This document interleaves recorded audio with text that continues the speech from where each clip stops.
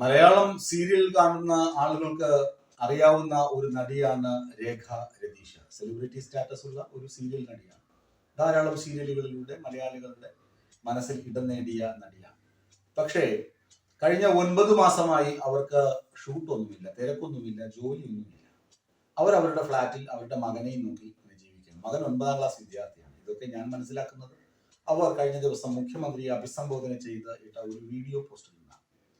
അവർ പറയുന്നത് അവർക്ക് ജീവിക്കാൻ കഴിയുന്നില്ല, അവർക്ക് ഒരു തരത്തിലും മുന്നോട്ട് ജീവിച്ചു പോകാൻ കഴിയുന്നില്ല, അവരെ യൂട്യൂബർമാർ കടന്നാക്രമിക്കുകയാണ്.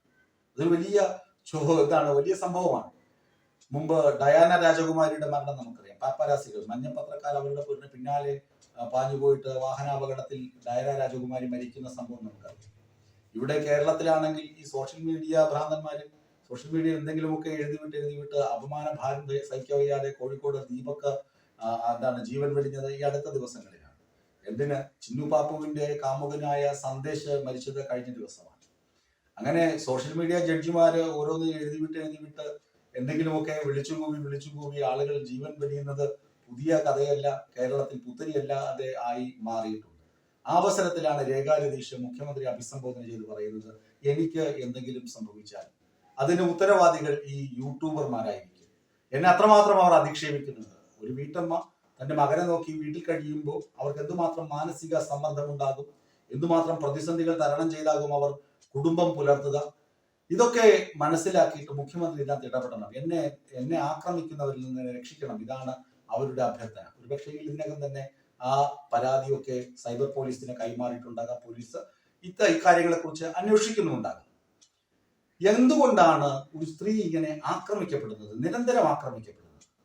1 or 2 തവണ അവരുടെ ഏതെങ്കിലും സീരിയൽ കണ്ടിട്ടോ അല്ലെങ്കിൽ അവരെ കണ്ടിട്ട് എന്തെങ്കിലും പറഞ്ഞ് വിമർശിച്ചൊക്കെ പോകുമായിരിക്കാം. അങ്ങനെ നമ്മുടെ സമൂഹത്തിൽ പ്രധാനപ്പെട്ട പദവികളിൽ ഇരിക്കുന്ന ആളുകളെയൊക്കെ ആളുകൾ വിമർശിക്കാറുണ്ട്. എന്നിട്ട് നമ്മുടെ മന്ത്രി വീണ ജോർജിനെയൊക്കെ എന്തൊക്കെയാണ് ആളുകൾ വിളിച്ചു പറയുന്നത്?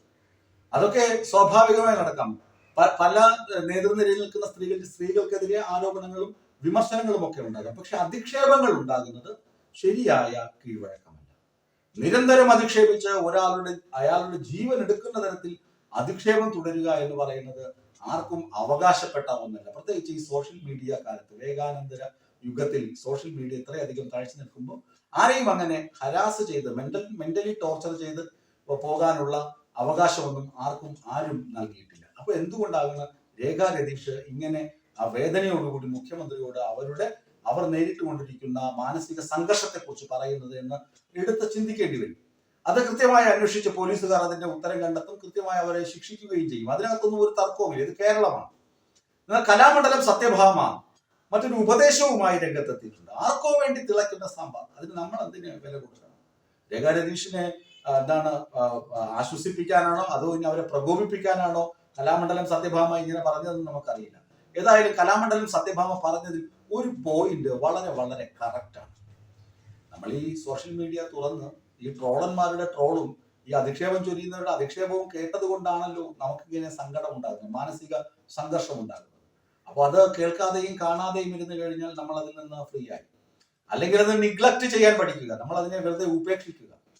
ഇത് എന്നെ സംബന്ധിക്കുന്ന കാര്യമല്ല, എന്നെ ബാധിക്കുന്ന കാര്യമല്ല, എനിക്ക് എന്റേതായ ജീവിതമുണ്ട്, എന്റെ വഴിയുണ്ട് എന്ന് ചിന്തിക്കുക. അതാണ് സത്യഭാമ പറയുന്ന ഒരു പോയിന്റ്.